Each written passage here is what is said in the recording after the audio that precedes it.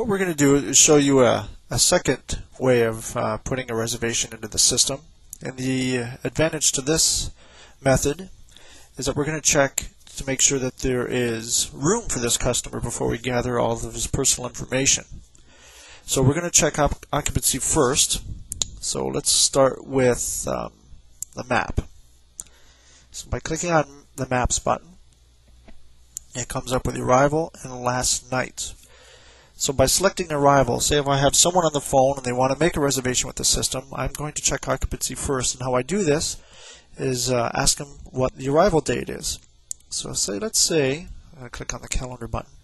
Let's say he's due to arrive, say September 25th. I click on that. And then the last night of his stay, say the 28th. So based on his arrival date and his last night, which I've entered, I'm going to click on OK. The map will display what's available and also what's not available for that time period. So it looks like this camper is going to get his way because the only spots that are taken are 45 and 56, with the dots representing reservations for that period. So I'm going to put him on, let's say, 46. I know it's available because there wasn't a dot. Now this is the site detail screen. It tells me everything about the site, and there is now a create transaction button, which I will take advantage of.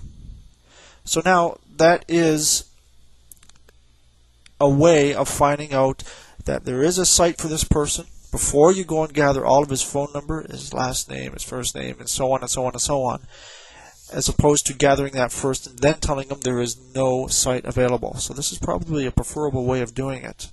So let's finish this off. I'm going to enter my clerk ID, press the tab key, and it's the type. It is a reservation. Double click on that, and his phone number. I'll enter a phone number in. Tab. And there he is. And as you can see, all of his information has come up. He is a past camper at our park. And if anything has changed in his details, this is the time to do it. Everything looks okay, everything's the same, so I'm going to go ahead and click on OK. Brings me to the camping screen. I'm going to enter my clerk ID again, press tab. And if you notice, there's a lot of things that are filled in now. The site type, since we've clicked on a water electric site, that is now entered. Arrival and departure, it is now entered based on the dates we entered in the map.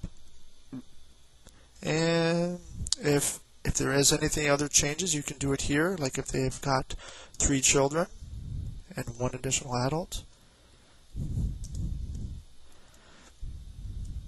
I've got my total charges now. I can go ahead and click OK. Would you like to add any other charges to this customer? I'm going to say no. And here's the cash receipt screen asking for payment. Now the cash receipt screen is it comes up asking for payment. You do not have to add payment depending on your park policies. If you don't require a payment, I can at this point just hit the cancel button, and this reservation is now done. And it seems to be quicker because we used the map first. So I would print the confirmation out and mail it off to him, and there he is on 46.